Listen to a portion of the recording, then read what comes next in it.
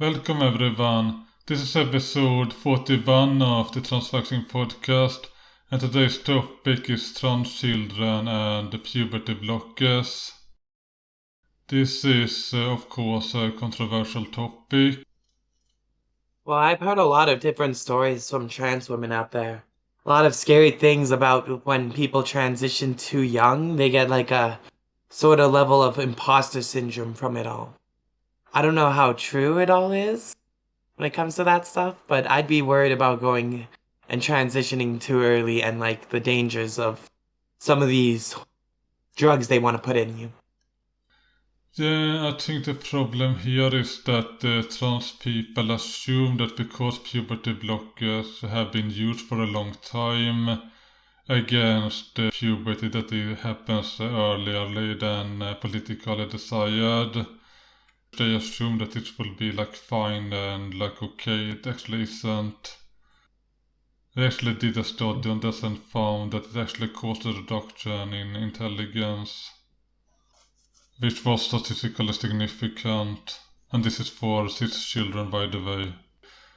So this was not people who even wanted to transition, it was just that their parents were like freaking out about the puberty happening early, which isn't really a medical problem in the first place, but oh well. And now there are like severe consequences because of that. But it illustrates the importance of like not assuming that because something isn't politically controversial, it doesn't necessarily mean that it is like safe or a good idea. It's just that when it comes to transgender medicine, there's a lot of more spotlight on it because it's controversial, but other medical treatments that are based on even weaker evidence don't really get questioned as much. Yeah, it's scary to see what like mainstream trans movements and like actions become the norm, even though they're like actual dangers to the people that they're supposed to be helping. Yeah, the reason why puberty blockers are used in the first place is actually a middle ground approach because it was politically undesirable to have people go on to take a full HRT early on. So the idea was that we are going to buy people time via these puberty blockers, and it just doesn't work, unfortunately. Like, if puberty blockers worked as they are ever advertised, it would make sense to give them maybe, but they do not work like that. It is also worth noting that the people who want to transition early in life, or at least want to be the other sex, might not be the people who want to transition later in like 10 years. It actually changes over time. And there was actually a study on this where they found that there were actually two groups. There were one larger group where the desire to be the other sex actually went away over time. Then there was a smaller group where it instead became more severe. And the study didn't really find a particularly reliable way to predict that it might exist. But what we can see, when the very obvious answer here is that if we simply give it more time and see if the dysphoria becomes more manageable or the desire starts to go away, then maybe they didn't need to transition and they can do something else. But if it instead gets worse over time, it's a sign that maybe something has to be done about this. It is also worth noting that even in the group where the desire goes away over time, some of those might still benefit from a medical transition. People assume that you should like avoid the transition if you can. This is like the mainstream anti-transition narrative, that this is something to be avoided if possible. But is this really the case though? What is your thought on that? I think a lot of people should like, especially if they don't feel like they're like really comfortable or like confident as a guy, that they should try to explore other ways and maybe see if like HRT can help them live a more fulfilling life. Yeah, absolutely. There are definitely people who, because they didn't transition and kind of gave up on it, they might actually live a worse life as a result of that. And also, let's not forget that part of the reason why some people might give up on transitioning or being female is that as you get older, it becomes a lot harder to have a successful transition. So if you do not transition early in life, you might simply give up because of that reason, because it's pointless at some point or unappealing. Yeah. Most of the scares that were portrayed before, where it's like it will completely sterilize you and stuff, have been kind of debunked. So it doesn't seem like it'd be too damaging to have like a experimental phase of estrogen. It may lead to a little flabbiness in your chest, but I'm almost certain that, you can work that out. Yeah, I think the main important thing here is that we have to look at actual data and evidence. Medical decisions should not be based around what 51% of the population happen to vote for. Because most people do not understand these topics at all. They don't have the motivation to really learn the even basic science regarding these hard questions. You really have to realize that democracy is not a good way to govern a country, and to the extent we have it, it has to be limited as far as possible. Yeah. The mainstream view is definitely a very toxic and like it's clouded in a way where it's like it infantilizes the teenagers who probably know more about themselves than the parents want to admit. Yeah, there is this notion, for example, that oh, we have to do puberty blockers instead of full HRT because this allows people to change their mind. Then we have the data where 99% go on to take full HRT anyway. What's the point? Doesn't make any logical sense at all. If we're going to harm 99 people to maybe help one person, this is totally impossible to justify. It's like the trolley problem, but let's steer the train away from harming one person to kill 99 instead. Did you follow just Jennings at all? Not too much, but I am looking at the pictures and I think from the information I did get, she is one of the few that like started transitioning really early and did take puberty blockers. Yeah, I found her case concerning, to say the least, because when she was young, she was this happy, outgoing child that had a lot of energy. And then after the puberty blockade, psychiatric medications, and as a rush, she got the eating disorder. And I got the impression by the show that she was being bullied by her mother. But of course, I don't know what actually happened because this was via the show, which might portray it at a certain way for views or whatever. So I don't know her actual situation, but it was definitely concerning.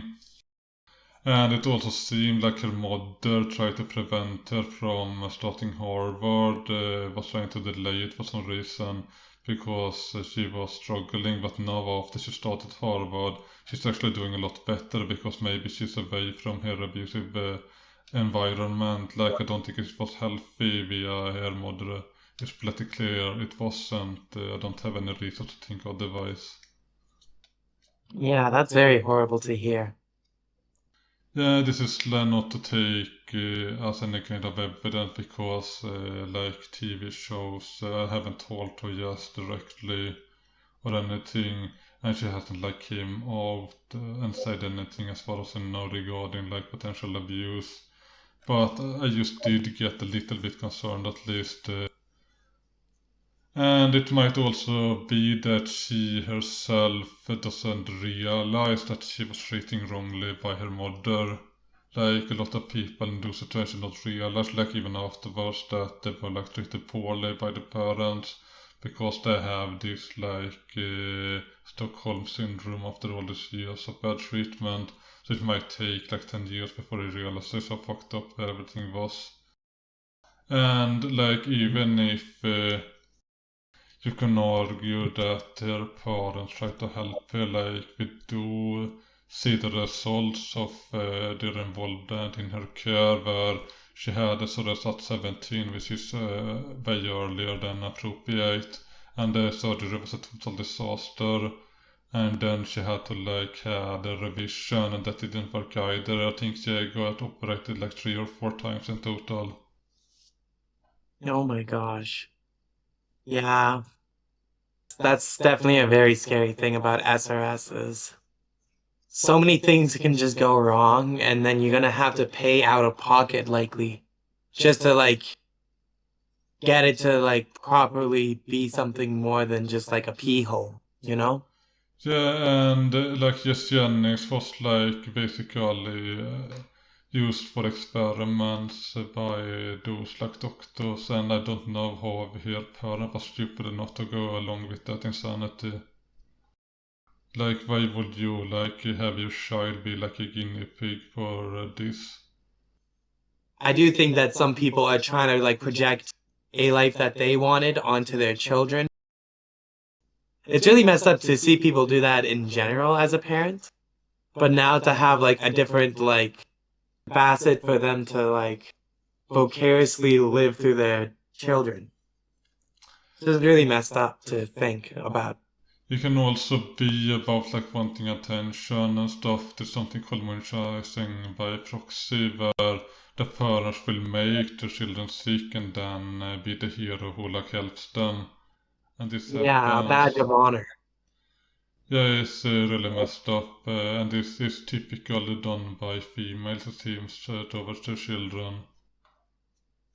Which is like Yeah, really messed up, and like in some cases, there isn't really much punishment either for some reason. Like, there isn't really any consequence, they get away with it.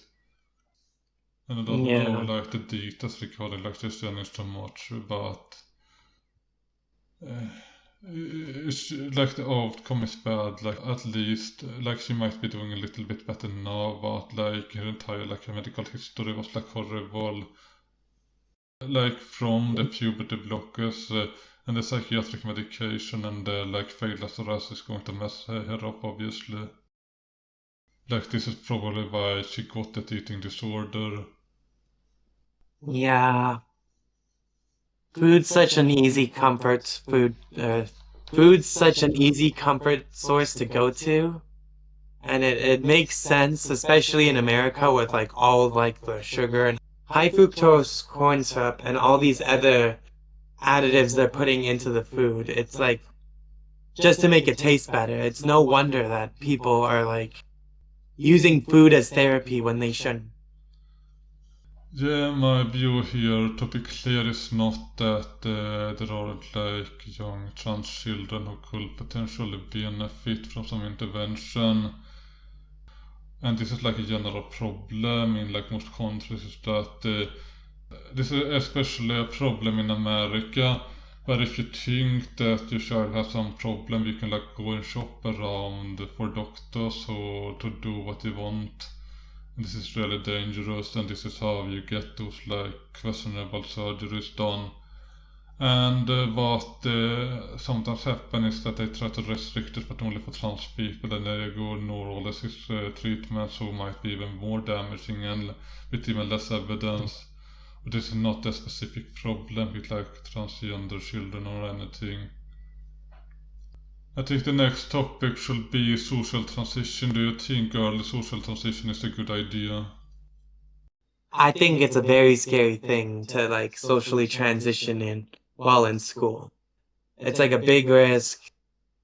The school and faculty will probably be on your side for the most part, but you know, there's always like bullies about and like you don't want to put a target on your back. A friend of mine, actually, she was like very early on trans and like tried to socially transition very early on and like instead of like really like supporting her and like keeping her protected, they decided to do that by putting her in a special needs class and she wouldn't be able to like pass alongside of her friend. And like nobody should be going through that. nobody should be going through like any sort of social pariah. Maybe outside of school, that sort of social transitioning seems much more logical, if anything. Yeah, and there is actually a fairly good study on this that did the multivariate regression analysis, and they found that there wasn't really any clear benefit with social transition. And what did help was having supportive parents and like good peer relations and all that, and this was what helped people. And I think the entire approach is wrong because what trans people need if they want to live as the other sex is medical treatments, like especially HRT really helps people. Like all this other crap isn't really needed, and I don't want to push stuff on trans people who don't help them. Like we have to look at what actually helps those people live better lives and what is like hopes, bullshit, nonsense. And we don't want the latter to like be pushed. And sure, I can see the appeal because you can say that you can just stop and without having like any medical side effects. But I think people are ignoring the social risk with the social transition and the social problems that can come and might not go away if you just change your mind. Then you might have to like change schools or whatever. Yeah, that would be one of the better approaches would be if you somehow had a family so supporting that they would be able to swap you into a different school with a different name and everything. Yeah, but even then, Or, they have to probably talk to the teachers because I think they like you need to show like IDs and stuff for like schooling matters. yeah, it can be hard to hide that fact, like with changing rooms and everything. Like I'm not Hmm. sure why like children are being naked with each other with the same sex, but well, I guess it's fine as long as it's not the opposite sex for some reason. That doesn't make sense, but yeah, there are all these problems with like early social transition, and if we don't see any clear benefit with it, I don't see why we should promote it. Like, I'm sorry to say this because I want to like help people, but if it doesn't work, it doesn't work. And it might help Yeah, some people, but like as a whole, it doesn't really seem that beneficial. it definitely seems like something that would be better if it stayed outside of school, if it was to happen, for sure. There's just so much bullying that happens in school, and it's just like such a developmental stage that like you don't want to like harm yourself with any sort of like stuff when it comes to that. Yeah, I think this marks the end of episode 41 of the Transmaxxing podcast. I hope that you will have a nice way forward and that you actually check out some of those studies on these topics, and if you disagree with anything we have said, that you should point it out and maybe we can make like a correction or something later on. Goodbye everyone.